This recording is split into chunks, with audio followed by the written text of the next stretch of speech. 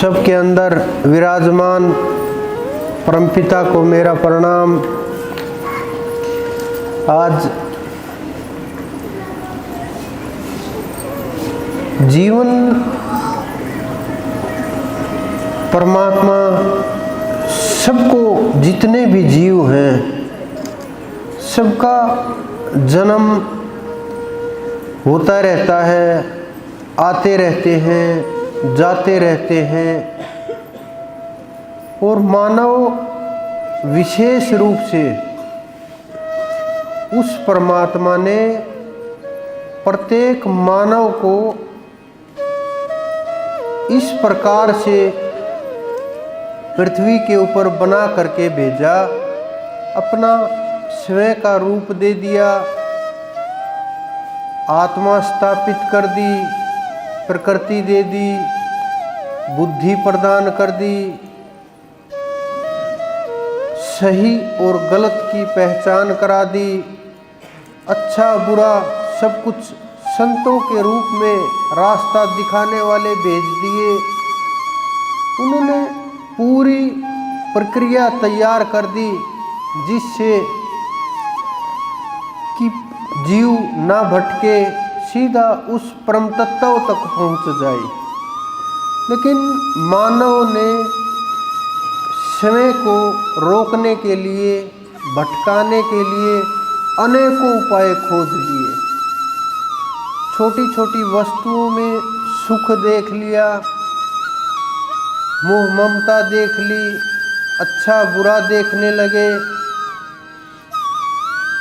आसपास जो विचार हैं वो प्रभावित करने लगे और एक दूसरे को देख करके ईर्ष्या पैदा होने लगी, परिवार को देख करके मोह पैदा होने लगा।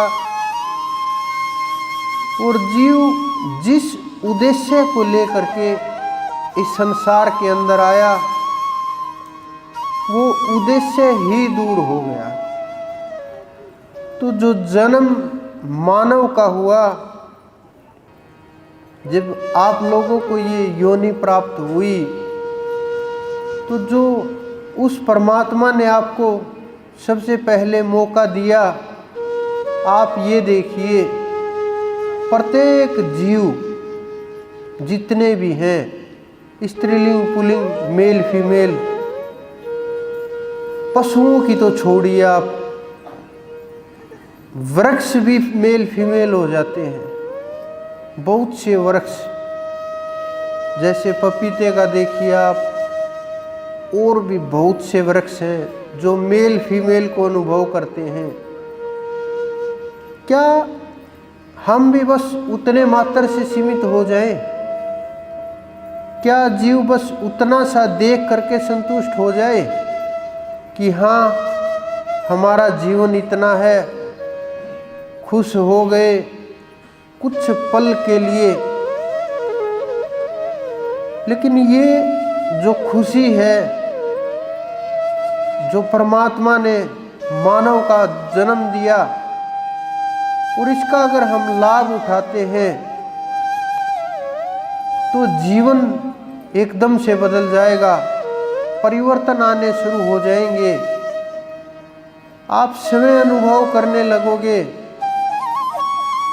और जब इसका लाभ ही नहीं लिया, अगर हम जैसे आए थे वैसे ही अगर हम चले जाएंगे, तो मानव बनने का क्या लाभ होगा? क्यों आए फिर हम इस धरा के ऊपर? इससे अच्छा तो भोग योनियों में चले जाते, कुछ कर्म तो हल्के हो जाते। हम इस कर्म करने वाली योनि के अंदर आए हैं। कोई भी जीव जो मानव बना दिया, वो कमज़ोर नहीं रहा किसी भी तरीके से, किसी भी प्रकार से।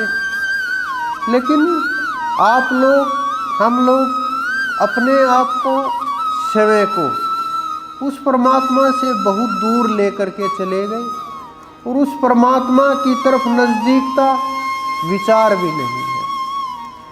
विचार जो हैं वो संसार के हैं, भ्रम के हैं, भूल के हैं।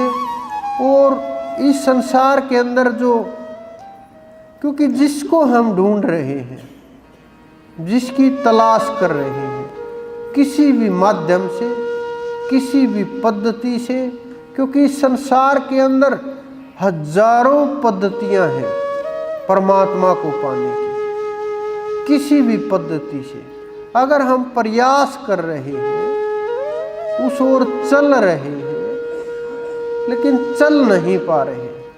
क्यों? क्योंकि हमने अपने आप को शरीर मान लिया कि ये शरीर मैं हूँ, और आत्मा को बिल्कुल भुला दिया, आत्मा से दूर चले गए। और जितना दूरी आत्मा और शरीर की होगी, ये भ्रम आपको अंत समय तक, अंत कब, ये नहीं कि शरीर का अंत हो गया तो अंत समय आ गया, जब तक आपको परमात्मा की प्राप्ति नहीं होगी तब तक अंत समय नहीं आएगा। ऐसे ही भ्रमते रहेंगे, 84 के चक्कर में घूमते रहेंगे, आते रहेंगे, जाते रहेंगे, जब तक जीव का कल्याण नहीं होगा, परमात्मा की मेहर कृपा नहीं बरसेगी, उसकी दया के बिना, आप लोगों की साधना के बिना वहाँ तक नहीं जा सकते। प्रयास के बाद भी अगर आप उस ओर नहीं चल पा रहे तो फिर अगला जन्म के लिए ये मत सोचो कि अगला जन्म हमारा नहीं होगा, या ये जितने जीव जंतु हैं कि हम ये नहीं बनेंगे।